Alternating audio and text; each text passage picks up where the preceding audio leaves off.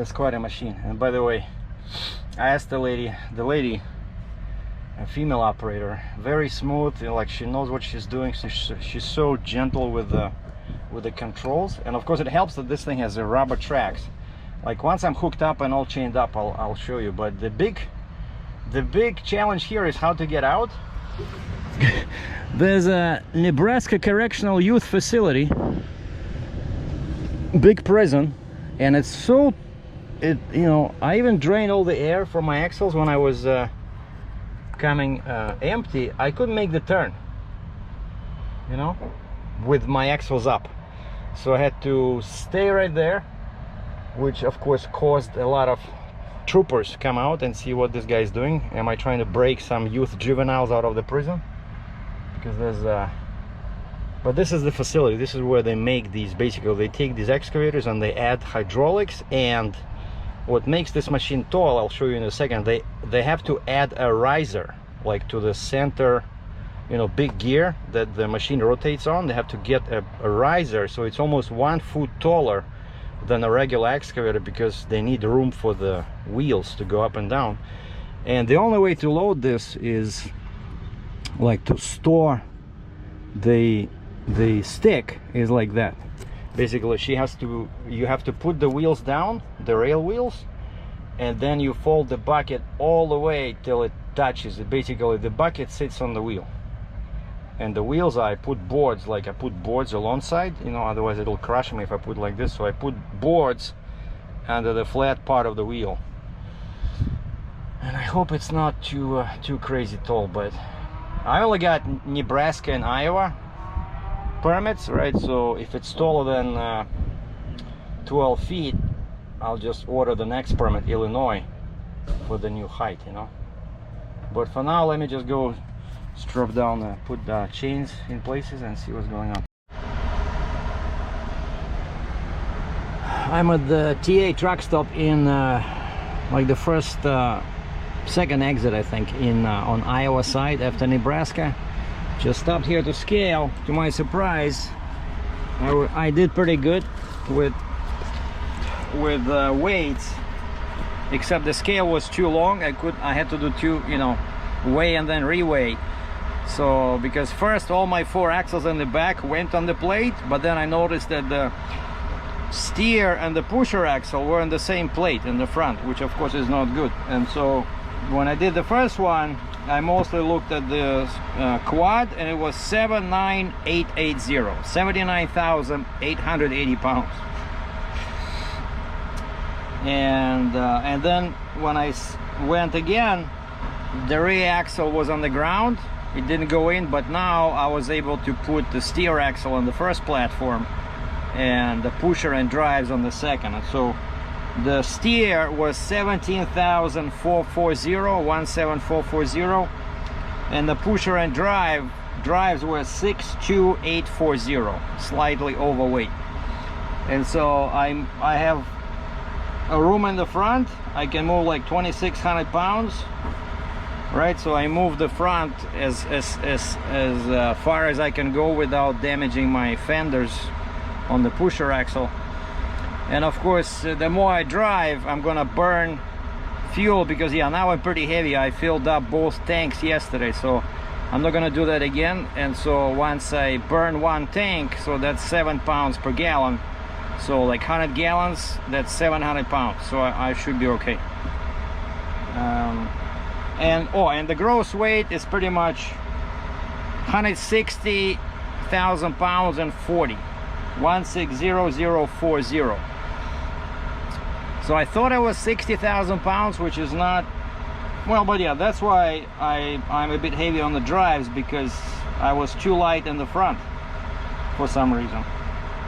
Anyway, let me show you this monster, and then I'm gonna drive just 147 clicks to the truck stop over here, because you know I spent 4 hours loading. I'm just gonna shut down here somewhere just west of Des Moines, and then keep trucking tomorrow. And I just ordered, so now that I know my exact weights, I just ordered Illinois, Indiana, Michigan. And I asked the lady that was loading me, I said, is it okay to leave these wheels in the air? Are they gonna go down? She says, no, it's fine. And so I didn't want to put them down, because then it's very hard to get to those tie downs, right? So I put, because this thing has this, like a regular excavator, and so I did that, and the same in the back, which was very difficult because I had to climb in here, because that thing is on the ground. And by the way, the only way to load this is this is how you hide the stick. I asked the lady about this. I said, I don't want to be 15-16 feet tall. How do we do this? Because normally this sits in here, right? But now it's almost 2 feet taller. And she said, this is how you do it. You have to put it down, and then you put that thing right in there. And it's a very short stick, very short boom. So because of this, I'm guessing they did it on purpose like this, so otherwise it'll be too tall. And so the tallest point is that handbar, the rail. So I'm about 13.8, and I got my permit for 13.10, so I'm good. And so yeah, I did like this, otherwise it will break the boards, right? And this thing has rubber everywhere. And so yeah, so you see I tied that one over there, 2 chains over there, 1 over the bucket. And I did this thing, which is still pretty, you know, it's good because these spots are open, right? Otherwise they would be pushing the rubber. And so I was able to use my favorite method like this. But then I noticed these things over here, they have everywhere these, and they're pretty strong. And so I just did like this, except I had to use that clasp, because it was too far, you know. So I just did a binder, so on both sides, here and there. And then here I couldn't do the same because the D-ring was in the wrong position. Like I couldn't use these, right? Because this is too far. And so I just wrapped around like this. And one more in here. So I got enough chains as if I'm like 120, what is this? 20, 40, 60, 80, 100, 120. Without counting this. So I think I should be okay. Yeah, see, that's how you do it. You just snug this in. You put this down first, and then you snug this in. But yeah, it's a monster excavator, and that's why it's so tall, because they use a riser. You see this? Otherwise, you see how the hoses are like 1 inch away? So if they didn't use that riser on the center gear, they wouldn't be able to lift, you know, the rail wheels. And so they have to do it. But of course you can appreciate how much weight is in here, because this thing even has this. It can even hook up to a railroad car. So this is massive, you know, all these wheels and all these hydraulics. Like, look at those cylinders. They're bigger than on my trailer. Or maybe the same. No, I think they're bigger. They're bigger, and then yeah, that of course adds a lot of weight, that riser in the middle. So yeah, it's a crazy load, boys and girls.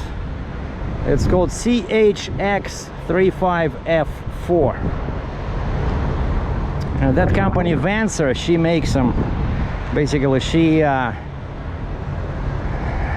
takes a regular excavator and turns it into a rail excavator.